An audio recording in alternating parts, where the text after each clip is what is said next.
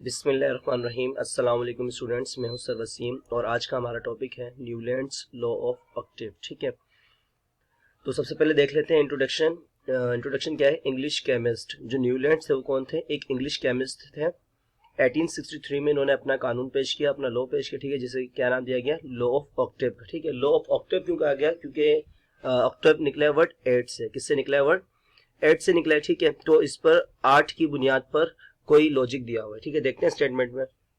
If elements are arranged in order of increasing atomic masses, अगर हम elements को increasing order of atomic masses पर arrange करते हैं, the 8 elements starting from any point has similar properties as first one. बोल रहे हैं कि अगर हम एलिमेंट्स को क्या करते हैं, इंक्रीजिंग एटॉमिक मासेस की बुनियाद पर अरेंज करते हैं, तो आठवां जो एलिमेंट्स होगा वो अपने फर्स्ट एलिमेंट से क्या हो जाएगा?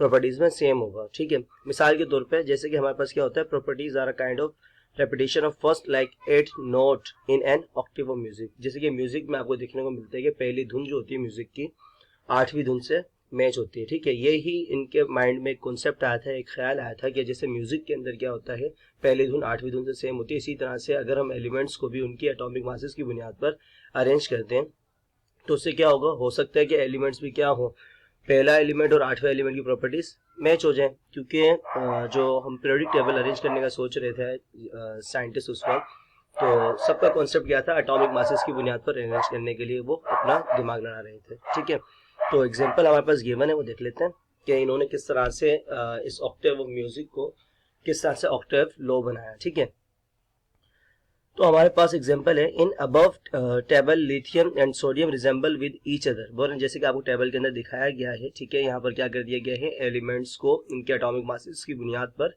अरेंज कर दिया गया। जैसे कि लिथियम में हमारे पास इसका एटॉमिक मास जो है वो 7 है। ठीक है, सबसे कम है यहाँ पर जितने भी एलिमेंट्स दिखे हैं। उसके बाद बेरिलियम, फिर बोरॉन, फिर कार्बन, फिर नाइट्रोजन, फिर ऑक्सीजन। देखिए यहाँ पर सबके एटॉमिक मासेस क्या हो रहे हैं? इंक्रीजिंग ऑर्डर पे, मतलब पहले छोटा, फिर उससे बड़ा, फिर उससे बड़ा, फिर उससे बड़ा, इस तरह से क्या किए हैं इन्होंने? अरेंज किए हैं। उन्होंने बताया था कि अगर हम एलिमेंट्स को क्या करते हैं, अरेंज कर देते हैं एक तरतीब पर, तो फिर क्या होगा? पहला एलिमेंट और जो 8वें नंबर पर आएगा इसके बाद, मिसाल के तौर पर ये 1 पर है और बेरिलियम 2 पर, बोरॉन 3rd पर, ठीक है, कार्बन 4th पोजीशन पर है, ये 5th, 6th, 7th और 8th, मतलब के ये फर्स्ट लिथियम है और 8 यहाँ पर सोडियम है।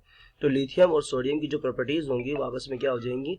मैच हो जाएंगी, सेम हो जाएंगी। ठीक है, इनके कानून के मुताबिक। और जब बाद में देखा गया तो बिल्कुल ऐसे ही था। ठीक है, अगर यहाँ से हम शुरू करते हैं तो यहाँ पर भी क्या हुआ? अगर इसको हम फर्स्ट मान लेते तो यहाँ पर 8वां हमारे पास मैग्नीशियम आ रहा है, तो मैग्नीशियम की और बेरिलियम की जो प्रॉपर्टीज थी वो भी क्या हो गई? मैच हो गई। इसी तरह बोरॉन की और एल्यूमिनियम की प्रॉपर्टीज आपस में मैच हो गई। ठीक है, अगर हम आगे देखते हैं सोडियम को, यहाँ से अगर इसको हम फर्स्ट मान लेते हैं, 1st, 2nd, 3rd, 4th, 5th, 6th, 7th और 8th। अब क्या होगा? पोटाशियम और सोडियम और ये पोटाशियम की प्रॉपर्टीज क्या हो जाएंगी? मैच। मतलब कि अभी यहाँ पर लिथियम, सोडियम, पोटाशियम की जो प्रॉपर्टीज होंगी क्या हो जाएंगी? Match, according to law of octave. ठीक है, तो इस तरह से इन्होंने क्या किया था? अपना एक पीरियोडिक टेबल अरेंज किया। ठीक है, लेकिन फिर मामला कहाँ खराब हुआ? इसके अंदर भी कुछ लिमिटेशंस आ गई। ठीक है, अब वो लिमिटेशंस या वो ड्रॉबैक्स क्या थे हमारे पास इसके? सबसे पहला ड्रॉबैक इसका था, hydrogen was not included in the Newlands periodic table. मतलब कि जब इन्होंने अपनी अरेंजमेंट करना स्टार्ट की पीरियोडिक टेबल की, ठीक है, एलिमेंट्स को अरेंज करना स्टार्ट किया, तो इन्होंने लिथियम से स्टार्ट लिया। ठीक है, उस वक्त तक हाइड्रोजन डिस्कवर हो चुका था, तो इन्होंने हाइड्रोजन को अरेंज नहीं किया। क्योंकि अगर हाइड्रोजन का सीक्वेंस ये सेट कर रहे थे, हाइड्रोजन से स्टार्ट ले रहे थे, तो ये जो सीक्वेंस उन्होंने सेट किया पूरा इस तरह से सुटेबल नहीं हो पा रहा था। ठीक है, अरेंज नहीं हो पा रहा था, जिसकी वजह से इन्होंने हाइड्रोजन को छोड़ दिया था। तो पहली मिस्टेक तो हाइड्रोजन को इन्होंने क्यों शामिल नहीं किया।